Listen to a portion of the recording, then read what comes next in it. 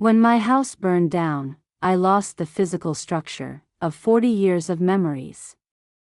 I lost the timber, the drywall, the curtains I had sewn, by hand, when my children were babies. But as I stood there, watching the firefighters battle the blaze, I didn't know that I was about to lose something far more valuable, the illusion that my daughter loved me. I moved in with my daughter, Sarah, and her husband, Mark, 3 days later. It was supposed to be temporary, they said, just until the insurance sorted things out. Just until I could get back on my feet.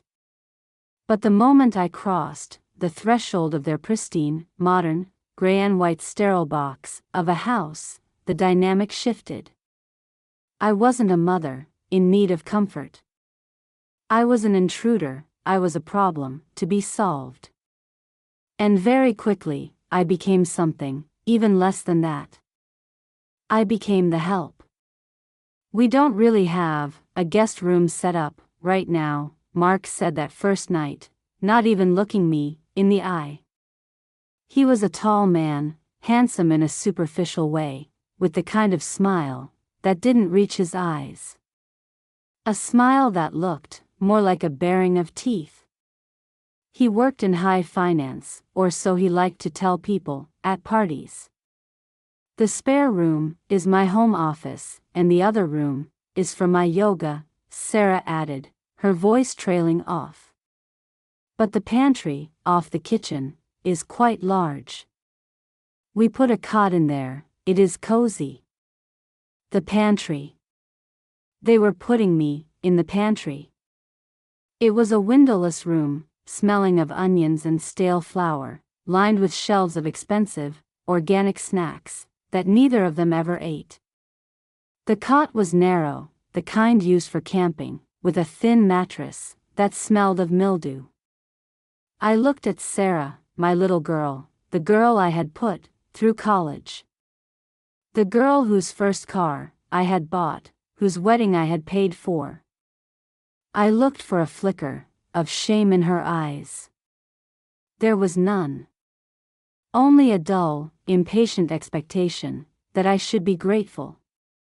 It is fine, I said, my voice steady. It will do. Great, Mark clapped his hands together, checking his watch. Now, since you are here all day, and Sarah and I are so busy with our careers, we figured you wouldn't mind helping out around the house. You know, to earn your keep. It is the least you can do, really. Earn my keep. I was 65 years old. I had just lost my home. And my son-in-law was discussing earning my keep before I had even unpacked my single suitcase. Of course, I said. I like to stay busy. Excellent, Mark said. The cleaning lady comes on Tuesdays, but honestly, she does a terrible job. We will cancel her. You can handle it. It will give you purpose. And just like that, I was demoted from matriarch to maid. The weeks that followed were a masterclass in humiliation. My day began at 5 a.m. I would wake up in the dark, my back aching from the cot, the smell of onions clinging to my hair.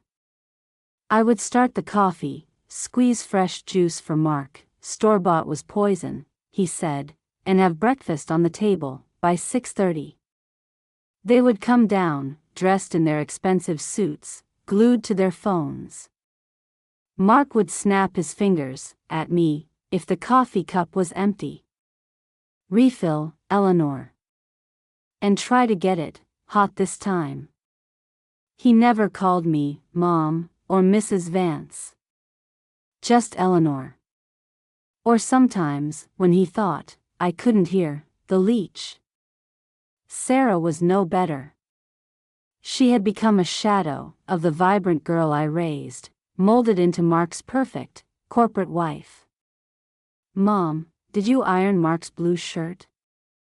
The collar was wrinkled yesterday, it was embarrassing. She wouldn't look at me while she said it.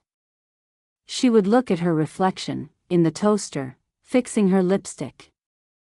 "I will do it again," would say. "See that you do," Mark would grunt, shoving a piece of toast into his mouth. "I have a meeting with the board today.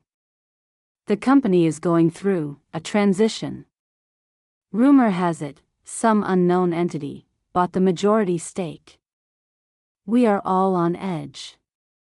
I can't look like a slob, because my mother-in-law is losing her eyesight." I paused, the coffee pot hovering over his cup. "A new owner?" I asked innocently. "Yes, Eleanor. A new owner. Business stuff, way over your head," Mark sneered. "Just focus on the laundry. Leave the thinking to the people who actually contribute to society." He didn't know. He couldn't know. You see, Mark and Sarah had made a fundamental error in their assessment of me.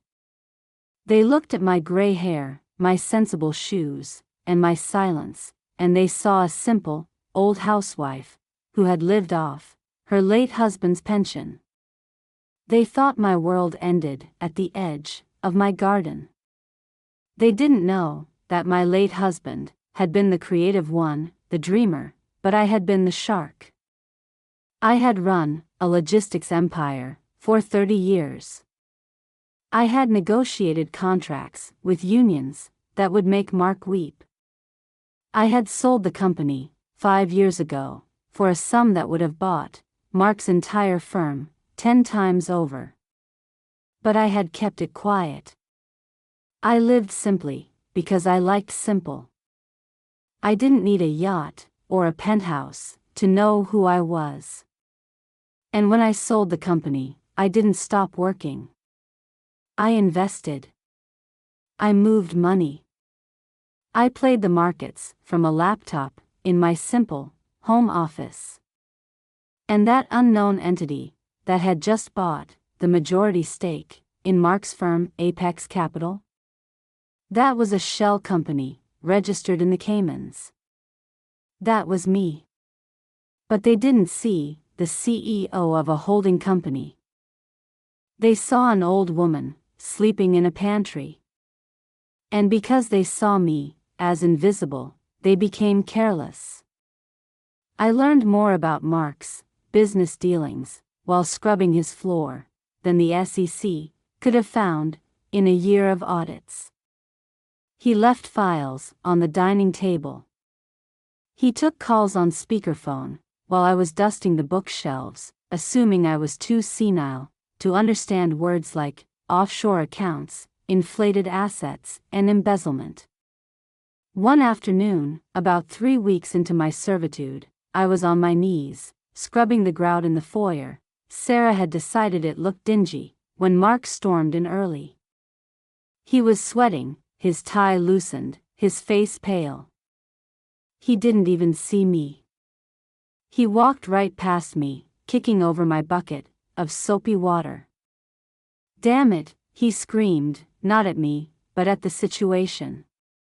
"Watch where you put your trash, Eleanor." He ran into his office, the guest room I wasn't allowed to use, and slammed the door. But he didn't lock it. He never locked it. Why would he? The only other person in the house was the stupid old woman. I dried the floor, my movements slow and deliberate. Then, I made a tray of tea. I knocked on the office door. "What?" he barked. "I brought you some tea, Mark. You seemed stressed." He was at his desk, surrounded by stacks of paper. A shredder was whirring in the corner. "I don't want tea. I want you to get out." I walked in anyway, setting the tray down on a side table. My eyes swept over the papers spread out on the mahogany desk. I recognized the letterhead. It was the quarterly earnings report for Apex Capital. But these weren't the official numbers. I knew the official numbers because I owned the company. These numbers were creative. Is everything all right at the firm? I asked, my voice trembling with feigned concern. You mentioned a new owner. Mark laughed, a harsh, jagged sound. The new owner is a ghost. No one knows who it is. But they have ordered a full forensic audit. Do you know what that is, Eleanor? Of course you don't. It means they are looking for blood. Oh dear, I said, clutching my apron. Have you done something wrong? He stood up, towering over me. I did what I had to do to maintain this lifestyle. To keep a roof over your ungrateful head. If they find the discrepancies in the client funds, it is not just my job. It is prison. He realized he had said too much. He stopped, his eyes narrowing. Then he sneered. But why am I talking to you? You probably think a forensic audit is something you get at the doctor. Get out. And take your swill with you. I left the room, head bowed. But as I turned, I spotted something crucial. A red ledger, tucked halfway under his blotter. It was an old-school method, but thieves like Mark always kept a personal record. They didn't trust computers completely. I needed that ledger. The opportunity came 2 days later. It was Friday, and Mark and Sarah were hosting a dinner party. Not just any party, the CEO of Apex Capital, Mr. Henderson, was coming. Henderson was the figurehead, the man running the day-to-day, but he answered to the board. And the board answered to the new majority shareholder. Mark was manic. Everything has to be perfect, he screamed at Sarah. If Henderson likes me, he might protect me from the audit. I need that promotion to VP. If I am VP, I can bury the losses in the international accounts. I will make sure everything is perfect, Sarah promised, her voice shrill with anxiety. Then she turned to me. Mom, we need you to cook. The caterer canceled. A 5-course meal? I asked. For 12 people? You used to cook for Dad's business partners all the time, she snapped. Just make that roast thing you do. And try not to burn it. Oh, and Mom? Yes, Sarah. Tonight, you stay in the pantry. I looked at her. Excuse me? You can't be seen, Mark interjected, fixing his cufflinks. Mr. Henderson is a man of class. He doesn't need to see this. He gestured vaguely at my entire existence. You cook, you plate the food, you leave it in the kitchen for us to serve. And then you go into the pantry, and you stay there. If anyone asks, we have a maid. We don't have a mother-in-law living off our charity. It was a slap in the face, so hard, I physically flinched. They were ashamed of me. Not because I was dirty or rude, but because I represented a vulnerability they couldn't tolerate. I understand, I said softly. Good, Mark said. And Eleanor? If you make a sound, if you embarrass me tonight, the pantry will seem like a luxury. There are state facilities for people with dementia who can't follow simple instructions. Do you understand me? The threat was clear. He would have me committed. He would throw me away to save his own skin. That was the moment the last ember, of maternal affection died. The fire had taken my house, but Mark and Sarah had just incinerated my heart. I understand perfectly, Mark, I said. And I did. I understood that it was time to stop playing the victim. I spent the afternoon cooking. I made the roast. I made the glaze. I polished the silver. I set the table with the precision of a surgeon. And while the roast was resting, I slipped into Mark's unlocked office. He was in the shower. Sarah was doing her makeup. I found the red ledger, exactly where I thought it would be. I didn't steal it, that would be clumsy. I took my smartphone, the one they thought was a flip phone, from 2005, but was actually the latest model. And I photographed every single page. Every illegal transfer. Every client account he had drained to pay for his car, his suits, this house. I put the ledger back. I went back to the kitchen. The guests arrived at 7 p.m. I heard the laughter, the clinking of glasses. I heard Mark boasting about his strategic vision.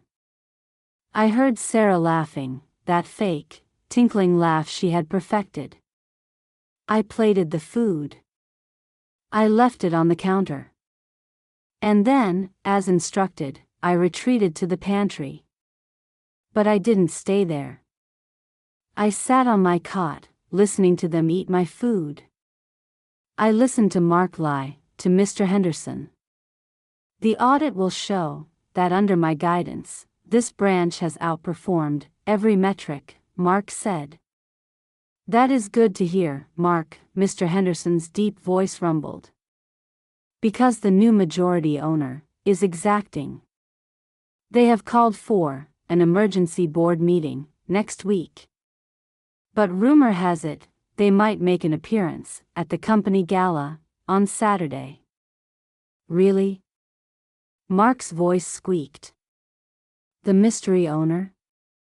At the gala? Yes. They want to clean house. I smiled in the darkness of the pantry.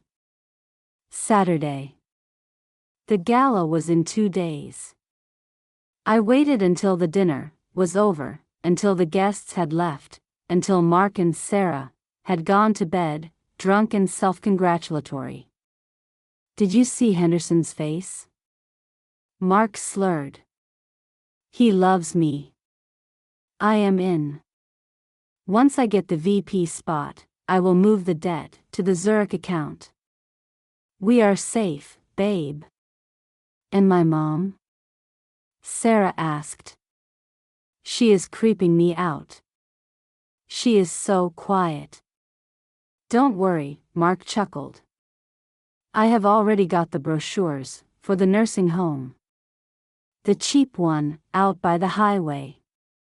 Monday morning, we drop her off. We tell her it is a spa day. She will hate it, Sarah giggled.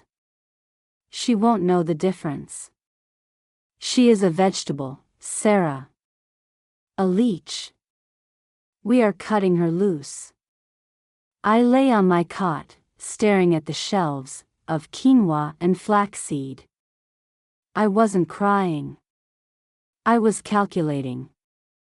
They were going to discard me on Monday. The gala was Saturday.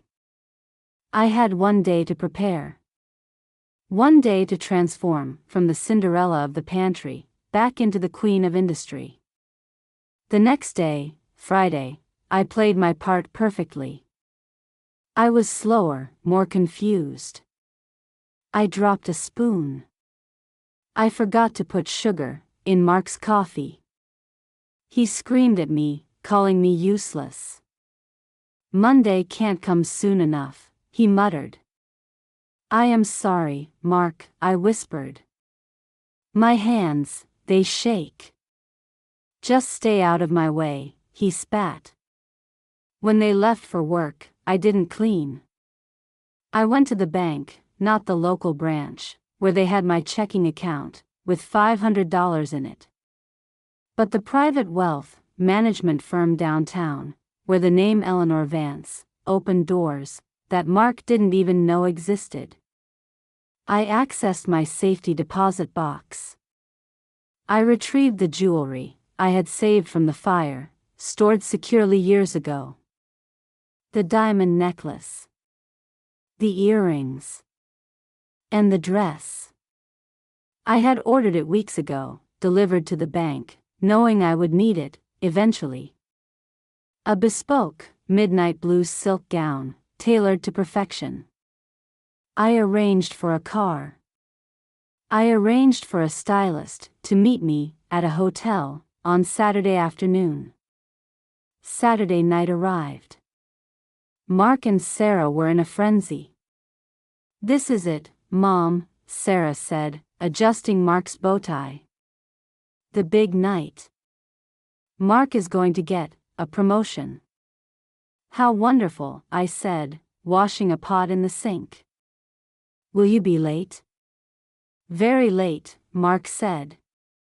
"Don't wait up. And lock the pantry door from the inside. We don't want you wandering around, tripping the alarm." "Have a lovely time," I said. They swept out of the house, leaving a cloud of expensive perfume and arrogance in their wake. I waited 5 minutes. Then I walked out of the kitchen. I didn't lock the pantry. I walked out the front door, leaving the dirty dishes in the sink. A black limousine was waiting at the end of the driveway. The driver, a man I had employed for 10 years, opened the door. "Good evening, Mrs. Vance," he said. "Ready to take back what is yours?" "Hello, James," I said, stepping into the cool leather interior. "Yes. I believe I am." We drove to the hotel.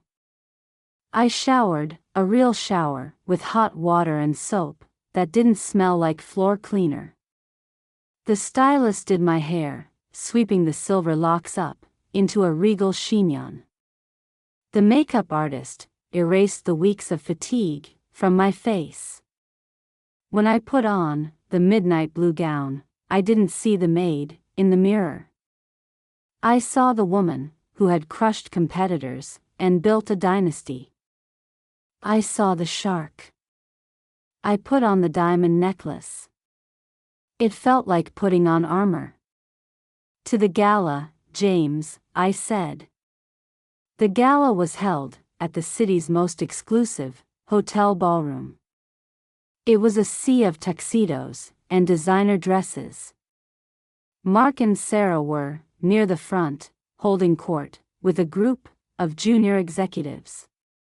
I could see Mark laughing, his hand on Sarah's waist, looking like the king of the world. He was waiting for the mystery owner to arrive. He was waiting for his coronation. The room went silent as the lights dimmed. Mr. Henderson walked onto the stage. "Ladies and gentlemen," he boomed. "Tonight is a night of new beginnings. As many of you know, Apex Capital has entered a new era. We have been acquired. And tonight, it is my distinct honor to introduce you to our new chairman and majority shareholder. A woman of unparalleled vision." Mark nudged Sarah. "Here we go," he whispered loudly. "Watch me charm her." "Please welcome," Henderson continued, gesturing to the double doors at the back of the room, "Mrs. Eleanor Vance." The doors swung open. And I walked in. The silence in the ballroom was absolute. It wasn't the polite silence of an attentive audience. It was the suffocating, heavy silence of collective shock. 300 heads turned. 300 pairs of eyes landed on me. I walked down the center aisle. The sound of my heels on the marble floor echoed like gunshots. Click. Click. Click. I didn't look at the crowd. I kept my eyes fixed on the stage, on Mr. Henderson, who was bowing deeply, a look of terrified respect on his face. But in my peripheral vision, I saw them. I saw Mark. He had dropped his champagne glass. It shattered on the floor, splashing bubbly liquid onto his polished shoes, but he didn't move. His mouth was hanging open, his face drained of all color, looking like a wax figure, melting under heat. I saw Sarah. She was clutching Mark's arm, her knuckles white. Her eyes were wide, darting from me to the stage, and back, trying to reconcile the image of the old woman she forced to sleep in a pantry, with the vision in midnight blue silk, approaching the podium. I reached the stage. Mr. Henderson stepped aside, offering me the microphone, with a trembling hand. "Madam Chairman," he whispered. "Welcome." I took the microphone. I looked out at the sea of faces. I let the silence stretch for 5, 10, 15 seconds. I wanted Mark to sweat. I wanted him to understand the magnitude of his error. "Good evening," I said. My voice wasn't the wavering, soft mumble I had used in their kitchen. It was the voice of command, deep and resonant. The voice that had silenced union leaders and corporate raiders for decades. For those who don't know me, my name is Eleanor Vance. I am the owner of this company. A ripple of whispers went through the room. For the past month, I continued, my eyes locking directly onto Mark, I have been conducting a field study. I wanted to see how this company operates from the ground up. I wanted to understand the character of the people managing my assets. Mark took a step back, bumping into a waiter. He looked like he wanted to vomit. "I have learned a great deal," I said, smiling a smile that didn't reach my eyes. "I have learned that Apex Capital is filled with brilliant, hard-working people. But I have also learned that we have a cancer growing in our leadership." I reached into my clutch and pulled out a tablet. I tapped the screen, and the massive projection screen behind me came to life. It wasn't a PowerPoint about quarterly goals. It was a photo of the red ledger. "This," I said, pointing to the screen, "is a record of client funds embezzled over the last 3 years. $4 million stolen from our most vulnerable accounts. Stolen to fund luxury cars, vacations, and a lifestyle that talent alone could not sustain." The room gasped. I swiped the screen. A new image appeared. It was a photo of Mark's home office desk, with the cooked quarterly report clearly visible next to the real one. "Mr. Mark Reynolds," I said, my voice cutting through the air like a scalpel. "Would you care to explain these figures?" Every eye in the room turned to Mark. He was trembling so violently that Sarah had to let go of him. Mark stammered. "It is a mistake. She is lying. She is senile. That is my mother-in-law. She has dementia." He shouted it out, a desperate, flailing attempt to discredit me. "She is crazy. We were putting her in a home on Monday. She doesn't know what she is saying." "Dementia?" I asked, raising an eyebrow. "Is that what you call it when someone discovers you are a thief, Mark?" I motioned to the side of the stage. Two men in dark suits walked out. They weren't security guards. They were federal agents. I had called them 3 hours ago. Mr. Reynolds, I said, I believe these gentlemen would like to discuss your creative accounting. And I have provided them with the original ledger, which I retrieved from your desk, while you were busy telling your wife how much you despised me. Mark tried to run. It was a pathetic attempt. He turned, slipped on the spilled champagne, and scrambled toward the exit. The agents were on him in seconds. They hauled him up, clicking handcuffs onto his wrists, in front of the entire company, in front of the CEO, in front of the world he wanted so desperately to impress. Sarah, he screamed as they dragged him away. Do something. Tell them. She is your mother. Control her. Sarah stood frozen, alone in the middle of the crowd. The crowd parted around her, like she was contagious. I turned back to the microphone. I apologize for the interruption. Apex Capital has zero tolerance for theft. And we have zero tolerance for cruelty. Let this be a lesson: you never know who is watching. You never know who you are mistreating. The help might just be the boss. I handed the microphone back to Henderson and walked off the stage. I didn't stay for the party. I walked straight out the back exit to my waiting car. But before I could get in, I heard the clicking of heels running behind me. Mom!